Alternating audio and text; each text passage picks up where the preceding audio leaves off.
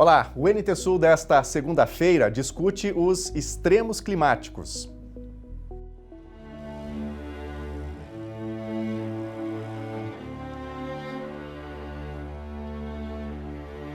A fumaça dos intensos incêndios florestais na Amazônia e em outras regiões do Brasil encobre grandes cidades como São Paulo, que nesta segunda-feira registrou o ar mais poluído do mundo.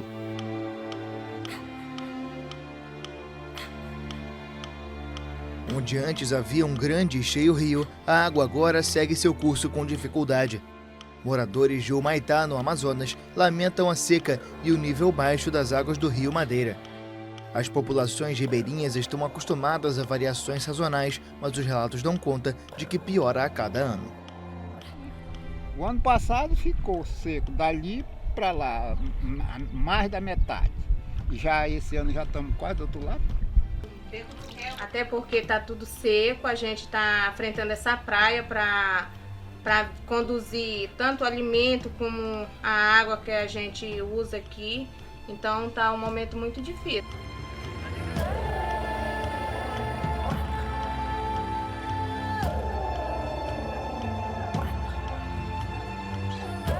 Em 2010 já teve uma enchente, mas não tão grande que nem essa aqui. Aí eu reconstruí.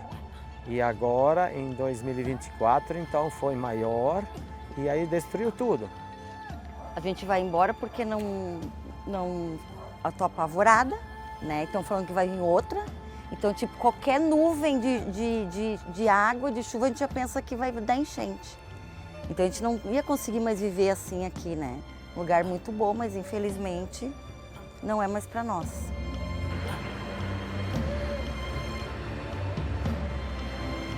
Desde que nasci aqui, numa casa velha, e nunca tinha dado uma enchente que tivesse que sair de casa, por causa da água. Isso só depois que me tornei velho, depois que construí essa bar novo aqui, são diversas vezes que eu saio de casa para me defender da...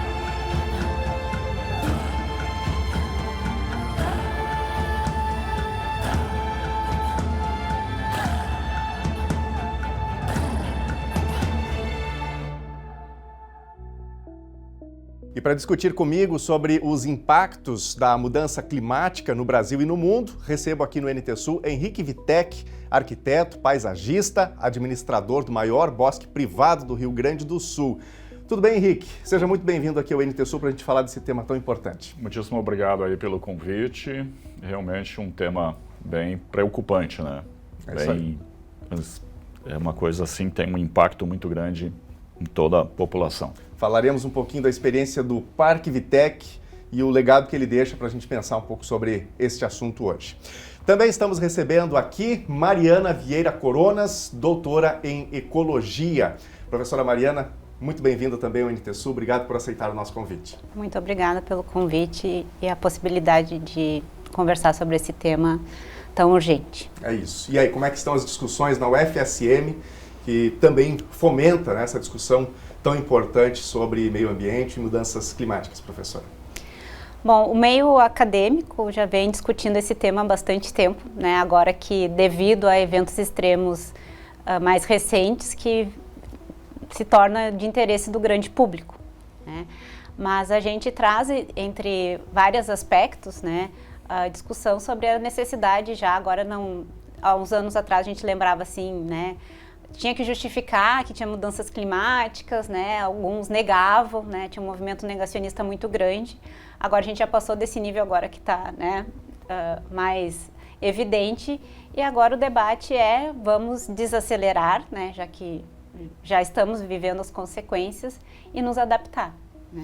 É isso, inclusive sobre essa questão de negacionismo, né? Teve um senhor que falou nessa nossa reportagem de abertura, e ele é do Vale do Taquari, dizendo assim, eu passei minha vida aqui e nunca tinha dado nenhuma cheia, nenhuma enchente que tivesse tido que sair de casa. E agora, de um tempo para cá, num curto espaço de tempo, ele precisou sair várias vezes. Tua família, Henrique, há muito tempo bate nessa tecla. Nós trabalhamos desde pequeno, eu sempre aprendi com meu pai, a gente ter esse respeito, saber como lidar com a natureza, ou ao mesmo tempo a forma de enfrentar ela, né? Mas enfrentar sempre de uma forma assim que tu conseguisse soluções para isso, né? Eu lembro que quando meu pai adquiriu a propriedade, então se dizia que era campo limpo, terra ruim, os antigos usavam um termo que era uma terra ardida, porém, claro, elementos de aprendizado em questão de uso de calcário, uso de curvas de níveis, né, que era para amenizar justamente esses impactos que se tinha, e porque tinha a mania também de colocar fogo no campo, que era comum. Era normal, né? Eles achavam que isso melhorava o solo, né? E aí, então, a gente sempre aprendeu que tinha que colocar adubação orgânica, uso de minhoca, né? Então, esse dia teve um senhor lá no parque, ele dizendo assim, olha, eu lembro do teu pai comentando que ele comprava minhoca, ele ia nas casas, olha, você não quer vender minhocas, porque eu quero levar para a propriedade para melhorar as condições de solo, né? Mas essa necessidade de ter esse cuidado com a natureza, meu pai sempre falava que isso aí era uma forma assim. Eu sempre digo o seguinte, a questão não é modismo, a questão é concepção de vida, ou nós preservamos ou nós desaparecemos, né? E estamos indo num ritmo muito rápido, né? A gente se preocupa em relação às novas gerações que estão vindo, como é que eles vão vivenciar isso, como é que vão fazer isso. Em casa nós já temos meus sobrinhos netos que a gente já tem, claro, o ato do plantar é uma coisa. E a natureza, porém, a natureza tem seu tempo, né? E nós temos que saber respeitar esse tempo. Nós somos muito imediatistas, nós já queremos que as coisas estejam tudo pronto. Planta uma árvore, já tem que produzir. Não, calma, tem seu tempo para isso. Mas isso é uma coisa que nós, diante de todos esses problemas climáticos, assim, foi uma vivência angustiante no que diz respeito às chuvaradas que nós tivemos, os altos volumes que nós tivemos. O nosso receio é que nossas represas rompessem, porque o vizinho fez uma represa nova que poderia romper e faria o efeito dominó, e aí por si só, né? Mas o monitoramento era 24 horas, assim, pelo menos 3 dias eu não dormi, né? Mas tivemos as consequências, tivemos deslizamento de terra e agora nós estamos procurando soluções para tentar amenizar as próximas tendências de vir. Vamos falar disso já daqui a pouquinho, inclusive para nortear então aqui a nossa conversa. A gente vai assistir agora uma rápida reportagem que mostra o impacto do aquecimento das águas dos oceanos. Vamos acompanhar. As temperaturas oceânicas recordes aumentaram a velocidade máxima dos furacões que passaram pelo Atlântico em 2024, de acordo com um estudo divulgado no fim de novembro, que confirma que o aquecimento global amplifica o poder destrutivo das tempestades. Uma análise do Instituto de Pesquisa americano Climate Central revela que os 11 furacões da temporada de 2024 se intensificaram entre 14 e 45 km por hora. As emissões de CO2 e outros gases de efeito estufa influenciaram as temperaturas da superfície do mar em todo o mundo, disse o autor do estudo, Daniel Guilford.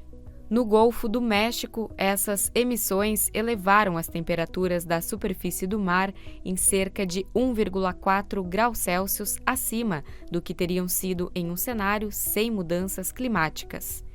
Esse calor torna os ventos com força de furacão mais potentes.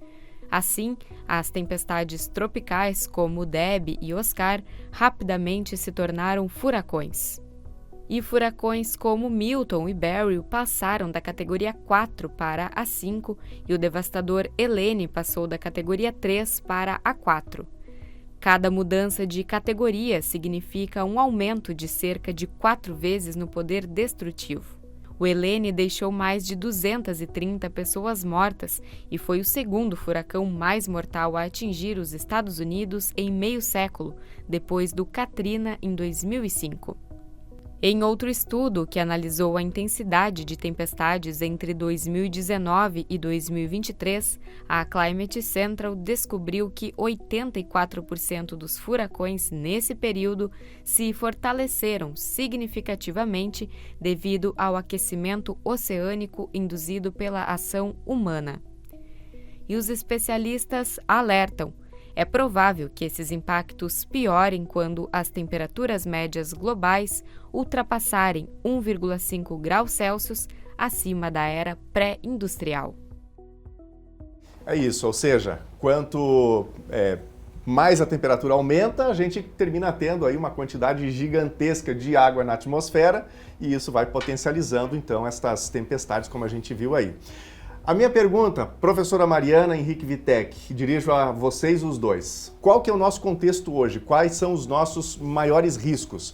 A gente vê as pessoas todas muito amedrontadas, vocês mesmos já mencionaram que antes as pessoas não davam muita bola, até porque se falava já em aquecimento global, mas a gente não sentia, talvez de uma maneira tão presente isso nas nossas vidas, mas hoje a conta está chegando. Então, qual é o nosso risco real hoje? Nosso problema é a seca, o nosso problema são o risco de novas inundações, como a gente viu aqui no Rio Grande do Sul. Qual é o tamanho do problema que nós nos metemos? Comece contigo, professora. Bom, acho que os principais riscos são justamente esses, os extremos. Então, é tanto a seca quanto os eventos de precipitação intensa, de chuva intensa, né? Porque essas mudanças, esse aumento de 1,5 grau não é local, ele é 1,5 grau em toda a superfície terrestre, né? É o limite que os países acordaram como sendo um ponto que se deveria evitar, né? E nós aceleramos. O objetivo era até metade deste século, né, não alcançar ou chegar perto do 1,5, foi o Acordo de Paris, né? No último relatório do IPCC, que é o painel intergovernamental de mudanças climáticas, era 1,1. E a média desse ano, tá, que daí não serve tanto para um modelo, né, para uma estimativa de longo prazo. Mas esse ano, tá, até setembro, o aumento médio foi de 1,54 graus, né? Então, isso é mais energia, então por isso que se tem mais eventos extremos. Particularmente no Rio Grande do Sul, a gente está muito suscetível assim a eventos extremos de alta precipitação e conforme, né, anos de Laninha e Euninha também, né, né, de secas antes desses eventos, como foi o caso. Então, nosso território já é muito vulnerável. Isso não é novidade, aparece sempre nos mapas globais, no Rio Grande do Sul sendo uma das áreas vulneráveis de grande intensidade para os eventos extremos devido a essas mudanças climáticas. Henrique. Nós também vivenciamos sempre assim, quando a gente olhava esses noticiários externos, né, olha, só acontece só nos outros lugares, nós ainda somos protegidos com isso. Mas é bem isso mesmo, em questão dos extremos, né? Nós temos o fator seca e o fator de chuva demais. A gente sempre diz assim, talvez seca a gente tivesse aquelas condições de armazenar toda essa água, armazenar tudo isso aí para tentar amenizar, neutralizar isso, ou pelo menos amenizar um pouco disso, né? Mas cada vez mais a gente nota assim que isso é uma coisa surpreendente a cada estação, né? Estamos vivenciando isso. E como diz assim, até então, não, isso não vai acontecer conosco. Não, nós já estamos vivenciando e nós não temos mais como escapar disso, né? Até eu estava te comentando no início, a gente sempre dizia assim, eu olhava aqueles filmes americanos de tornado, as pessoas se recolhiam em certos bunkers, abrigos, em bunkers, né? E isso, estou dizendo, cara, tu observa assim, a nível do Rio Grande do Sul, que é um dos estados que está sendo muito afetados, principalmente na fronteira oeste, né? Tu vê aquela região, São Luís Gonzaga, Santo Ângelo, isso parece que é um corredor assim, né? Mas nós não, nós estamos já também nesse corredor e estamos dentro aqui. Quem diria que um dia a água chegaria em cima da ponte do Fandango, né? Embora esse dia teve um senhor lá no parque, e ele comentando, ele é da região de Faxinal do Sul Turno ali. E ele dizendo o seguinte, entre Dona Francisca e Aguda, ele sempre dizia, quando foi construída a estrada, os antigos já diziam, cara, vocês têm que fazer mais pontes, vocês estão fazendo um açude indiretamente. E foi o que justamente aconteceu, né? Então, quer dizer, os antigos tinham uma vivência de uma forma de vamos ter que fazer, olha, mas isso tá errado, tal, né? É a mesma coisa em relação a nós aqui também, né? Vamos subir a ponte. Mas e as demais? Vai ter vertedouros, quer dizer, vamos ter que ir buscando soluções para isso também. Mas nós estamos já dentro, vivenciando nosso cotidiano disso, né? Eu vou aproveitar esse gancho do Henrique, professora, para te perguntar o seguinte. Aprendemos o que a gente precisaria aprender com o clima? A gente está dominando as informações sobre o meio ambiente ou não? Tem muito para a gente pesquisar e entender. E aí, nesse sentido, como é que está hoje o papel da universidade, da pesquisa, acima de tudo, nesse sentido? E, de repente, essa rede que se forma. Eu vi que esses dias a senhora, inclusive, participou de um workshop aqui no Rio Grande do Sul, que envolveu algumas universidades e que, inclusive, no ano que vem, esse workshop sobre mudanças climáticas vai acontecer aqui em Cachoeira do Sul e quem vai liderar vai ser a UFC. Poderia falar sobre isso? Sim, eu tinha falado, né, que esse tema já está há mais tempo na academia, né, mas ainda falta muito, a gente ainda tem muito a aprender e muito a pesquisar. Tá? Nesse workshop que eu estive agora, dia 18 e 19 de novembro, na Federal de Pelotas, né, teve vários pesquisadores, pesquisadores de renome nacional, assim, com muita experiência, mas foi muito focado nos pesquisadores da Federal de Pelotas e da FURG que fizeram parte da sala de situação em Pelotas. E trouxeram a experiência como a universidade não existia outros profissionais do setor público para demandar, para trazer essas informações necessárias de modelagem, né, de estimativa, de prognóstico de quando a água ia chegar em Pelotas, né, e na região sul, que foi a que mais demorou para afetar, então eles já estavam com receio e se prepararam. E nisso se tornou claro também, e muitas professoras relataram a falta de dados que temos, né, de coleta, de monitoramento, dificuldade de rodar os modelos, porque ainda faltam dados, ou porque a gente negligenciava, ou porque não houve investimento na pesquisa e nessa área, né. Agora está mudando um pouco, a gente está com alguns editais, né, e fomentos voltados para essa área, mas que não seja passageiro, né, que se traga recursos, né, e formação de recursos humanos para fomentar as informações, porque só com esses dados, só com esses monitoramentos, que a gente vai conseguir realmente ter respostas e principalmente, né, se preparar, né, para as consequências de eventos que possam vir a ocorrer, que provavelmente vão ocorrer. Claro. Henrique, nesse sentido, qual que é o legado do parque, de um parque como o Vitec? Vocês têm toda uma história, um tempo ali de conhecimento prático, vamos dizer assim, relacionado à natureza, ao meio ambiente. O que o Parque Vitec pode nos ensinar para esse momento que a gente está vivendo? Bom, nós, digamos assim, nós temos uma situação, nós não somos naquele aspecto, tudo é muito maravilhoso e tal. Nós temos preocupações, sim. Até então, a maior preocupação nossa é incêndio, né? Até pelo próprio tipo de vegetação que nós temos em torno do parque, no sentido de pinos, que tem muito aspecto de resina que possa proporcionar. E aí se começou a buscar que tipo de solução que nós poderíamos fazer. Eu tenho um amigo que ele mora em São Paulo, ele foi chefe dos bombeiros geral de São Paulo, e uma vez eu estava assistindo uma palestra dele a respeito de incêndio, de proteção em parques e tal, e aí eu comentei sobre o nosso parque. Daí ele disse, não, quando eu for ao Rio Grande do Sul, vamos ver o que dá para ser feito. Daí, primeiro, claro, teria que eliminar certos tipos de vegetação, mas eu acho que é uma pena isso e tal. Mas aí tu começa a monitorar a questão de temperatura, começa a monitorar a questão de umidade, daí você vai ter que molhar. Aí a gente já tem um glass tank e tal, então chega um ponto que a gente começa a molhar aquelas beiradas justamente para ninguém jogar toca de cigarro. E aí nós criamos assim, nós temos um tipo de vegetação que quando começa uma vegetação verde grudada nos pinos, ela ameniza, ela retarda a propagação do incêndio. Hoje nós temos uma vantagem que nos Cabrais nós temos os bombeiros voluntários também, né? E aí então, eu lembro uma vez que tinha um pessoal que resolveu colocar fogo na beirada do parque, começou a pegar e um amigo passou e viu o fogo e disse, cara, isso aqui não pode ter fogo. E aí já nos avisaram, já foram chamados os bombeiros, na época ainda pertencia à Cachoeira. Mas só que a gente vê justamente isso, que é os extremos, né? Por excesso de água que nós tivemos também, a ideia da preocupação em relação aos córregos de águas e tal. Então nós vivenciamos essa preocupação também. Mas nós também sempre procuramos ver que tipo de soluções que a gente poderia fazer. A gente nota assim, a gente tem árvores gigantes, né, os eucaliptos já de tamanhos grandes. Infelizmente nós vamos ter que cortar porque a gente nota que cada vez mais as tempestades estão sendo mais severas, a intensidade dos ventos, né, é uma coisa que tu analisa, não vai dar nada, que nada. Eu estava comentando contigo, até domingo, na última tempestade que teve, nós tivemos uma queda de árvore sobre uma casa, nossa, né? A sorte que a casa foi muito bem construída, mas ao mesmo tempo amenizou a árvore, parece que foi, vamos fazer um ameno aí, né? Vamos descer ela um pouquinho e tal. Aí encostou no telhado, conseguimos fazer a retirada. Mas a gente nota assim, certas situações nós temos que ser do bom senso, né? Temos árvores grandes, corre perigo de cair, corre. Então, vai afetar alguma coisa, vamos ter que eliminar, vamos compensar, plantar outras árvores também, né?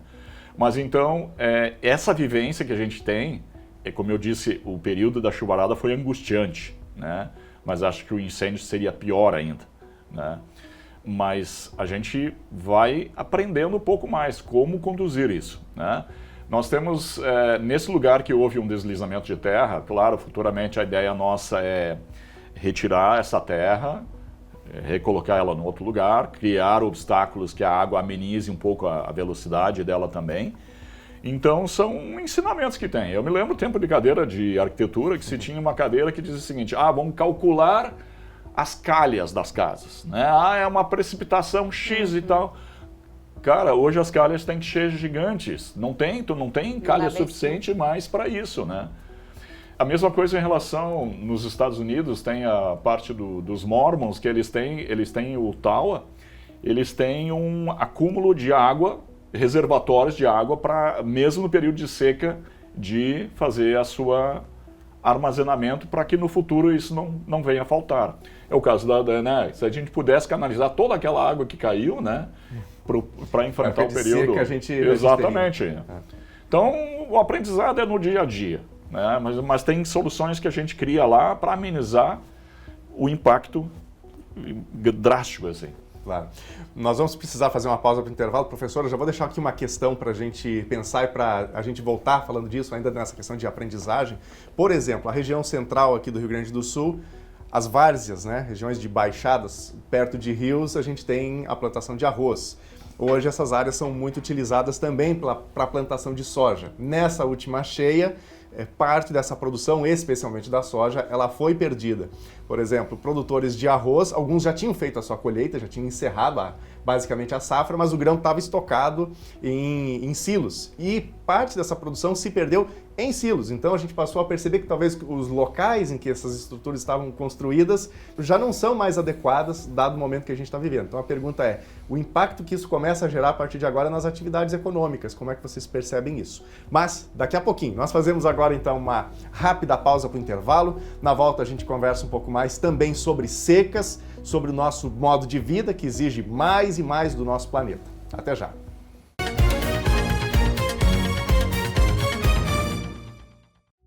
O NT Sul já está de volta e hoje nós estamos falando sobre os extremos climáticos. Participam comigo Henrique Vitek, arquiteto e paisagista, administrador do maior bosque privado do Rio Grande do Sul, Parque Vitek, e Mariana Vieira Coronas, doutora em ecologia. E a gente abre esse bloco com um alerta do começo de dezembro sobre secas. O risco é bilhões de dólares em prejuízos e destruição de ecossistemas em longo prazo. Vamos conferir. Pesquisadores alertaram no começo de dezembro, em um relatório global, que as secas recordes estão se tornando uma nova normalidade para bilhões de pessoas. Mas poucos países estão levando a sério esta ameaça. O lançamento do Atlas Mundial das Secas coincide com a reunião de governos na Arábia Saudita para a COP16 sobre a degradação da terra e a desertificação. Os pesquisadores explicaram que as secas são um dos problemas mais caros e mortais do mundo. O fenômeno é agravado pela mudança climática causada pelo ser humano e os períodos secos mais longos contribuem para o esgotamento dos solos férteis, que pouco a pouco se tornam áridos. O ano de 2024, quase certamente o mais quente já registrado, foi marcado por secas destrutivas do Equador ao Marrocos e da Namíbia ao Mediterrâneo. As secas são menos visíveis e atraem menos atenção do que os eventos repentinos, como enchentes e terremotos, mas não devem ser subestimadas. Até 2050, 3 em cada 4 pessoas no mundo vão ser afetadas de alguma forma pelas secas, de acordo com a Convenção das Nações Unidas de Combate à Desertificação e o Centro de Pesquisa Conjunta da Comissão Europeia, que copatrocinou o estudo. Bom, tá aí mais um exemplo, né, de um desses extremos climáticos, que é o caso da seca. Bom, professora, nós ainda estamos aqui no Rio Grande do Sul, com um grande sentimento relacionado à questão da enchente, das cheias, né? Inclusive a gente voltou do intervalo, antes do intervalo eu havia mencionado que nós falaríamos aqui um pouquinho mais sobre aprendizagens, né? O que nós aprendemos com essa enchente toda, os impactos nos setores produtivos, o que dá para a gente dizer sobre isso? Bom, teve muito impacto econômico também, né, na área de produção agrícola, então não só colheitas não feitas, né, já colhido, estocado, alguns silos também foram atingidos. A gente teve uma área muito grande de solo degradado, né, então teve áreas que perderam solo e áreas que receberam, né, e não receberam assim solo em qualidade, né, recebem partículas que às vezes inviabilizam também, então teve áreas que sofreram os processos erosivos e áreas que receberam. E isso foi uma estimativa aí, teve áreas que se perdeu até 20 centímetros de solo, né? O que é muito significativo, seria o equivalente, levaria 8.000 anos para se recuperar esse solo. E isso tem um impacto, né, claro, no funcionamento do ecossistema, mas econômico também. Então, acho que fica evidente a necessidade de mudar talvez o modelo, né, de crescimento, de produção. O Henrique já trouxe um pouco, né, até o próprio exemplo do Vitec, que é uma área, como é que era que falavam? Ardida. Uma área ardida, que hoje tem uma floresta muito diversa, né, então existem possibilidades técnicas, né, de manejo que vão buscar sustentabilidade a longo prazo do solo. Então é fundamental conservar solo. Recuperar áreas degradadas, né? Eu acho isso é uma área um pouco ainda que não é falado muito, se tem isso, mas isso é essencial, porque isso também a gente vai diminuir um pouco a pressão sobre áreas sensíveis, né? Para que ampliar o desmatamento se a gente tem áreas que já foram desmatadas e não estão produzindo mais, né? O Vitec é um exemplo de que a gente pode produzir. Se a gente produz uma árvore, uma floresta diversa, não vai ser uma cultura, né? Uma agricultura que a gente não vai conseguir recuperar, né? Então, e a seca, sim, né? Vai demandar cada vez mais a pressão sobre os recursos hídricos, né? Sobre as águas. Aí a reportagem falou, né? 3 em cada 4 pessoas, a estimativa em 2050, vão sofrer. Aumenta também o número em milhões de pessoas em severa escassez hídrica.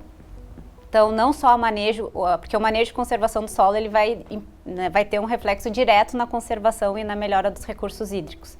Então, a gestão do território, né, do solo, das florestas, né, da conservação dos recursos hídricos em conjunto é que vai nos dar mais estabilidade, mais resiliência, né? Qual é o ambiente que é mais resistente, não que ele não vai afetar. O que é, às vezes eu posso explicar talvez resiliência, talvez ache, que é um termo que tem falado muito, né? Então resiliência não é a gente não sentir, é a gente ter uma capacidade de se recuperar mais rapidamente, né? Então os ambientes mais próximo dos seus funcionamentos ecossistêmicos, né, do funcionamento do solo, né, da floresta, eles são mais resilientes, eles retornam. Eu trago em sala de aula o exemplo assim, né, um rio que tem a sua mata ciliar, que a gente chama a sua mata do entorno, ele é mais estável, ele baixa menos na seca e ele aumenta menos nas enchentes, né? Então, onde estão esses pontos, né? Isso, então muitas das ações, elas vão ser benéficas tanto para controlar enchentes, quanto para diminuir a escassez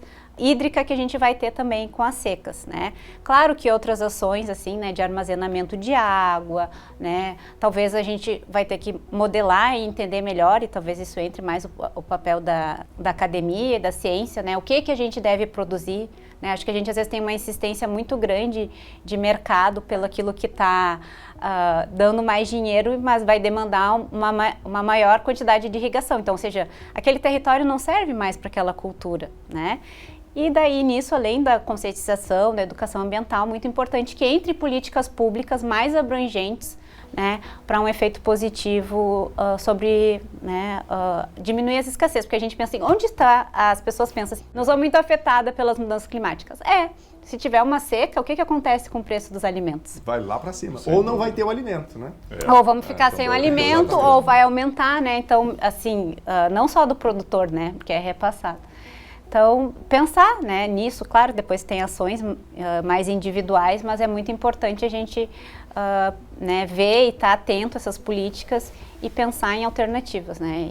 E muito do que se discute é que nem eu já comentei, né? Então, tanto dessas ações, né, de controle do desmatamento, preservação de recursos hídricos, eles vão ter um impacto positivo tanto para diminuir os impactos das enchentes quanto das secas, né? Isso que seria se tornar mais resiliente. Tá certo. Eu vou pegar esse ponto das políticas públicas, Henrique, para a gente falar um pouquinho, porque você já passou, pelo menos de uma forma um tanto rápida, pela gestão pública também, teve uma passagem como secretário de Meio Ambiente aqui de Cachoeira do Sul e sabe que tem aquela cobrança, e até você mencionou antes a questão do imediatismo. As pessoas querem sempre resultados para ontem. E em se tratando especialmente de meio ambiente, o retorno, a resposta, o resultado, ele talvez não aconteça de hoje para amanhã. Por exemplo, na época, quando a gente estava lidando com aquela situação caótica da enchente no Rio Grande do Sul, tinha gente que queria abrir um canal, a Lagoa dos Patos, com o oceano. Né? Assim, sempre aquela coisa de ter uma ideia mirabolante que vai resolver todos os problemas de uma maneira objetiva e urgente, sem pensar na consequência do que é realmente aquilo que está sendo proposto. Que medidas nesse momento são possíveis ou que caminhos a gente precisa tomar para ir colhendo resultado, talvez no médio e no longo prazo? Por exemplo, tem a questão da proteção de nascentes, né? A questão de desmatamento ali, mata ciliar. O que pode ser feito nesse momento que a gente vai colher algum fruto positivo ali na frente? Na verdade, se fala muito aspecto educacional, né? Porque por mais que tu queira, vamos tentar implantar tal coisa, mas a pessoa não está ciente de que aquilo vai dar resultado, né? Mas o aspecto da educação, por exemplo, separação de lixo, essas coisas assim. Mas é preocupante. No que diz respeito de ações, eu lembro como secretário de pessoas que tinham o prazer de largar o lixo na beira do rio. Se nós já tínhamos recolhetas de lixo constante, né? Sempre praticamente diário hoje, né? Todo esse aspecto de implantação de tudo isso aí, tem o fator tempo, né? Tu não vai ser agora, vamos implantar isso aqui e já vai dar resultado. Não. Você tem que bater sempre na tecla, olha, tu tem que respeitar, é a mesma coisa de lixo aqui no lado do Amorim, aqui, né? E o pessoal joga lixo dentro do coisa, então cada vez mais isso, e o caminhão de lixo passa na frente. E seguidamente nós éramos chamados, que o Ministério Público dizia, vocês têm que limpar tal coisa, por mais que tivesse placa, ela não jogue lixo aqui e tal, mas a população não ajuda também. Então isso é preocupante, mas temos que achar uma solução melhor, né? É isso aí. Professora, e os nossos ecossistemas, como é que estão sendo afetados por essa crise toda? Isso foi um tema que veio depois, né, já que, claro, os extremos, esses desastres, a gente teve perdas de vidas, né, muitas pessoas atingidas, né, em vários aspectos econômicos, emocionais, mas a gente teve um impacto muito grande nos ecossistemas também, né. Tá sendo feito uns levantamentos aí de impacto na fauna, na biodiversidade, indiretamente agora se preocupando como ficou a qualidade desses sedimentos e o impacto na água, né? Então que vai refletir não só na saúde do ecossistema, mas na nossa saúde também, né? Mas eu não sei, posso retomar assim, pode, por favor. Um aspecto assim, a educação ambiental é fundamental, tá? Em vários níveis, né? Em todos os níveis, agora ela já está no nível superior também, mas eu acho que sempre, quanto mais cedo, melhor, né? Por isso, a pessoa que percebe, ela convive com a natureza, ela tem uma maior sensibilidade de entender os processos, né? E o Parque Vitec é uma dessas oportunidades, né? As pessoas são mais sensíveis quanto mais tempo em contato elas têm com a natureza em áreas verdes, então isso é fundamental. Mas outro assunto que liga a políticas públicas e medidas que são eficazes é o que se fala em pagamento por serviços ecossistêmicos, né? Porque o serviço de manter uma mata ciliar é uma obrigatoriedade legal, é um benefício que todos vão ser beneficiados, né? A pessoa ela está deixando de produzir naquela área, mas ela está mantendo um serviço ecossistêmico que todos vão ser beneficiados, né? Então, políticas públicas que vejam e deem um valor econômico também, né? Porque às vezes não vai ser só pela punição, né? Então, às vezes assim, a pessoa não faz, porque assim, ela vai evitar multar. Bom, mas se não vier fiscalização, não vou fazer. Bom, mas se eu manter e tiver uma regularização, eu vou ter um retorno financeiro de um benefício que não é só meu, que é de todo mundo, né? E um ponto interessante, assim, também, nesse caso de política, nesse workshop que eu fui, trouxeram um dado que se gasta 3 vezes mais recursos econômicos, né, em consertar os impactos dos desastres ambientais do que em prevenção. Porque prevenção é aquilo que a gente não vê, é uma medida, né? Pode não acontecer. Pode não acontecer. Daí a gente viu o impacto assim, de não ter investido preventivamente, né, no sistema de contenção de cheias de Porto Alegre. Né? Qual foi o custo econômico? Foi muito maior, não foi 3 vezes maior, né? Foi muito maior. Então, a educação, né, das pessoas estarem mais conscientes e verem que são importantes essas políticas públicas, né? Além das ações individuais, né? Então, a educação ambiental é importante essa abrangência, entender o que eu faço, o que eu posso fazer como indivíduo cidadão, né? Mas também estar consciente das necessidades da mudança como sociedade, em vários níveis, né? Municipal, estadual e nacional. Não, tu me fez lembrar agora, em Santa Catarina, o pessoal que protege a parte das nascentes, eles ganham um recurso. Isso. Né? Eles têm um recurso a mais, porque isso é compensatório. Eu tenho uma área lá que tem uma vertente, não vou ganhar nada por ela, não. Eles dão justamente para compensar. Nos Estados Unidos tem assim, Nova York, tem uma região onde que abastece Nova York, eles ganham muito dinheiro, né, no que diz respeito de preservar aquilo. Por que nós não, né? Então é uma coisa assim, como diz assim, não precisa, isso aí é uma coisa... Se tu for analisar, após toda essa enchente que teve em Agudo, todas aquelas beiradas, não tem mata ciliar mais no rio. Acabou. Né? Acabou. Né? O aspecto do assoreamento, tudo. Então isso é uma coisa que... E cada vez as pessoas chegavam mais perto do rio, isso nunca vai acontecer nada, né? E agora e ali ainda se debate, né, que são áreas de propriedades muito pequenas, de pequenos produtores, né? Então o impacto de se preservar tem um custo econômico e de sustentabilidade financeira para aquelas famílias, né? Mas se tivesse essa compensação, né, delas manterem, e isso é uma política, estão gastando com os outros. Não, né? Está se mantendo, né, aquele ambiente e um benefício que é para todo mundo, né? Acho que eu vejo isso como uma das alternativas muito mais eficiente do que ser punitivo, né? E um investimento que vai a médio e longo prazo até vai ser mais econômico como a gente para os nossos impostos, né? Porque sai muito mais caro remediar do que prevenir. É igual a saúde, né? Enquanto a gente tem uma saúde básica que é boa, que se investe ali em prevenção, provavelmente o custo de uma doença, de um quadro mais grave vai ser muito menor, né? Bom, para conectar isso que nós estamos falando, quase 200 países aprovaram na COP29, no Azerbaijão, que os países ricos contribuam com 300 bilhões de dólares por ano para as nações em desenvolvimento para enfrentar as mudanças climáticas. Após 2 semanas de complicadas negociações e já na prorrogação da conferência, as partes concordaram com o documento que triplica o valor antes estabelecido anualmente até 2035, para que as nações em desenvolvimento enfrentem as consequências do aquecimento global. Vamos conferir. A Maratona de Cúpula Climática da ONU, no Azerbaijão, chegou ao fim em novembro. Um projeto de acordo definitivo sobre o financiamento climático foi aprovado pelos 200 países reunidos na COP29. O projeto estabelece que os países ricos contribuam com pelo menos 300 bilhões de dólares, cerca de 1,7 trilhão de reais anuais até 2035, para que as nações em desenvolvimento façam frente às consequências das mudanças climáticas. O valor antes estabelecido era de 100 bilhões de dólares. Uma primeira proposta de 250 bilhões de dólares foi criticada como ofensivamente baixa pelos países em desenvolvimento, que pediram pelo menos 500 bilhões para construir resiliência contra as mudanças climáticas e reduzir as emissões. Além de protestos de ativistas climáticos, as delegações dos pequenos estados insulares e dos países mais pobres do planeta, descontentes com o projeto de documento final apresentado a portas fechadas, se retiraram de uma reunião com a presidência da COP29. O evento teve, inclusive, o seu fim adiado em busca de um novo acordo que deve ser aprovado em consenso por todos os países participantes.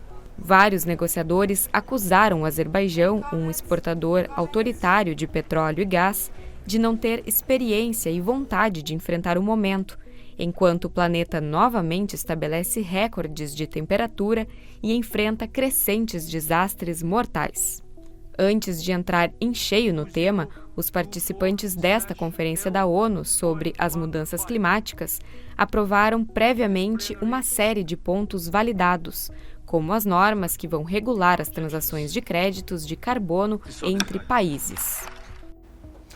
Bom, a grande questão é quem é que vai pagar a conta do aquecimento global? E outro aspecto é que as pessoas não querem abrir mão do seu estilo de vida. No caso dos países ricos, eles querem continuar tendo o seu estilo, consumindo todos os seus produtos, gerando a sua poluição em detrimento a essa cobrança dos países em desenvolvimento, alguns dos quais, como o Brasil, que tem grandes extensões de florestas, de terem uma compensação por isso, como a gente estava falando antes, né? Que quem sabe pequenas propriedades também pudessem ter. Eu quero trazer aqui para nortear agora essa parte da nossa conversa, uma fala do José Lutzenberger. É uma fala e também ele escreveu isso em 1973, que diz o seguinte: a causa da grande crise ecológica que hoje assola nosso globo e que ameaça não somente a sobrevivência humana, mas a própria continuação da vida, não reside na tecnologia em si, nem na ciência que possibilita esta tecnologia.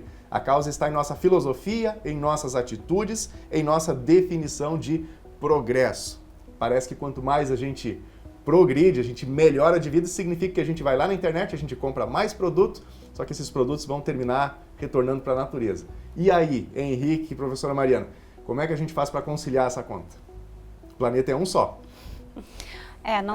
Não tem muito como conciliar, né?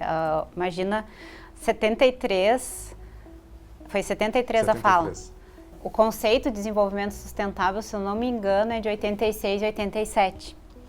E ele coloca muito no avanço tecnológico, entre outros pilares, né, na cooperação entre os povos, mas ele coloca como uma das alternativas para que se alcance um desenvolvimento, né, mas que se respeite também, que se mantenha os recursos naturais, né, que o desenvolvimento sustentável prevê o desenvolvimento social, econômico e ambiental.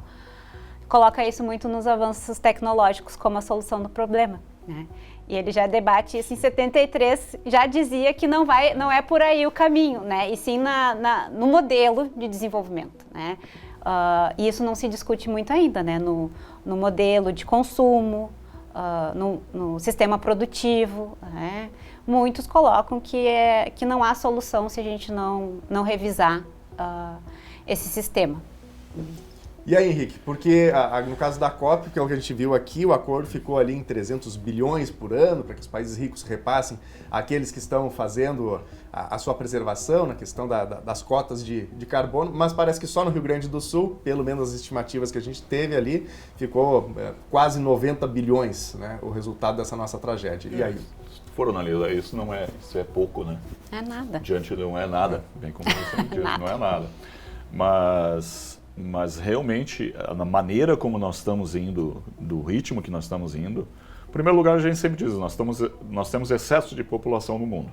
Isso é uma coisa que até então não se fala, não se bate nessa tecla também, porque nós estamos também chegando ao extremo que nós já passamos daquilo que a Terra consegue nos suportar, né? Ou ela consegue suportar diante de toda essa uso de recursos naturais e tal. Mas que nós estamos meio encurralado, nós estamos, né? Isso eu sempre digo, nós ainda estamos vivendo isso, mas e a nova geração disso, né? Eu me lembro assim, que se falava muito na época, lá nos anos 70, 80, se dizia que nos anos 2070 todos nós seríamos carecas, né? Porque a escassez da água potável seria tão grande que tu não teria como lavar o cabelo. Então tiro bastante foto agora, né? Mas eu já não preciso tanto, já sou ecologicamente correto, né? No aspecto de gasto menos água, menos shampoo e tal. Mas nós estamos num ritmo e esse consumismo é muito grande, esse é um fator, como travar isso? Não tem como travar isso, né? Mas antigamente tinha um rádio que durava a vida toda, né? Sim. Hoje não, tu compra um telefone aqui, até então, amanhã, depois da manhã, tu já tem que trocar de novo, né? Então é muito perigoso.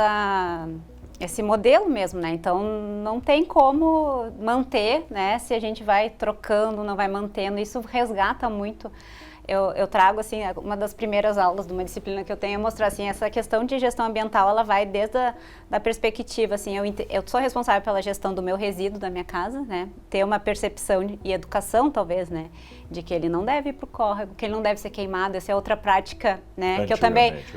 Não, ainda se faz, né? Não, se faz, mas... Se faz, não, mas... antigamente era, mas assim, que nem diz assim, as pessoas queimam sendo que tem container ou passa... Exato. Não, a gente não entende. Então vai disso, vai até esses acordos, né, internacionais fundamentais, mas entrando um pouco nessa minha área de formação, mais de sensibilidade, que vai com o consumismo, é assim, onde que as pessoas vão perceber felicidade, bem-estar, né? E hoje se vende assim, hoje eu tenho felicidade e bem-estar ao consumir, né? Então eu vou comprar, né?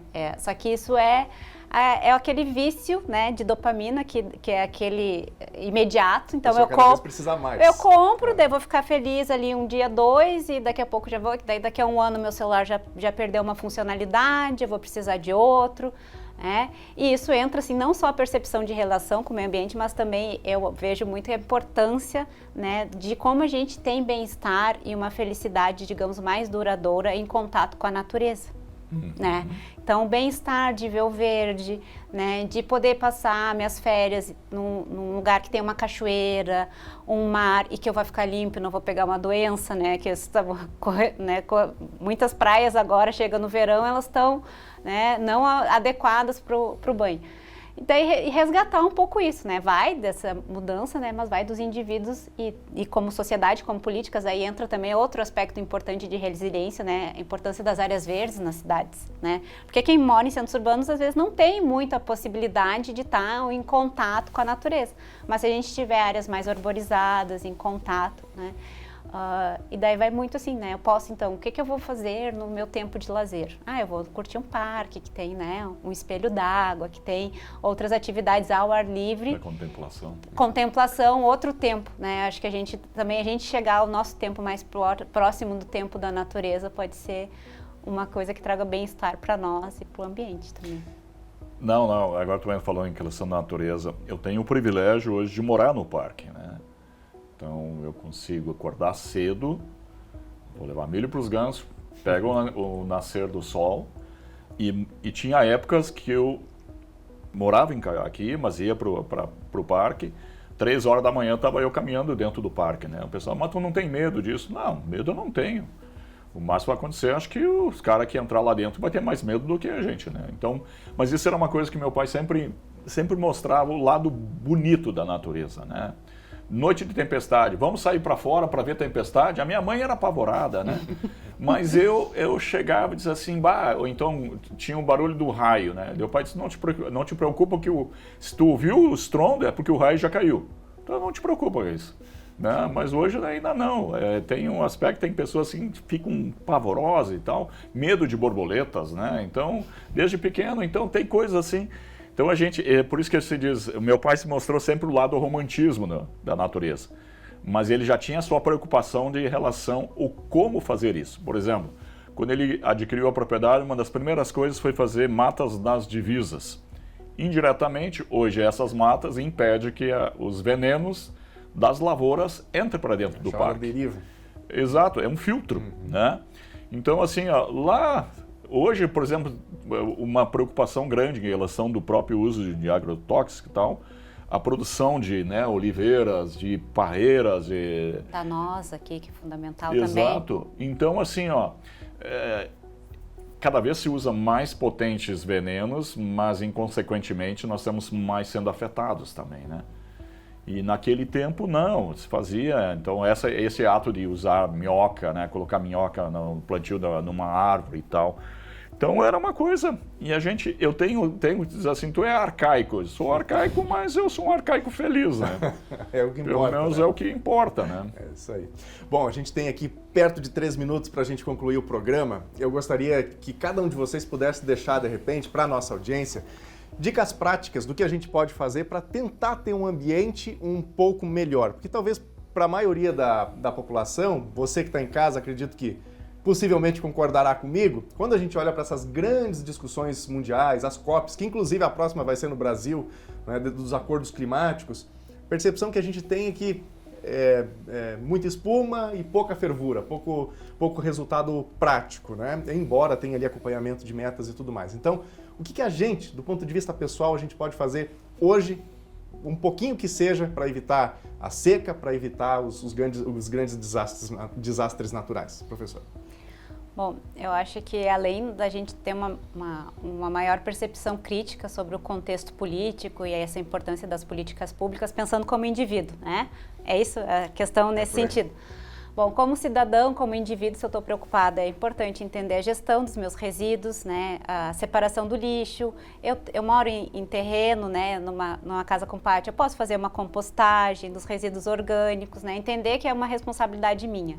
Antes disso, até importante, e isso entra no bem-estar, vou repensar meus hábitos de consumo, né? Vou questionar, né, se eu realmente preciso, né, daquilo. Outra coisa que eu digo, importante, evitar o desperdício, né? Não vá fazer as compras com uma listinha, né? Planeje. Às vezes a gente tem muito assim, tá em promoção, vou levar 2 quilos, daí 1 quilo vai para o lixo, né? Não há necessidade, né?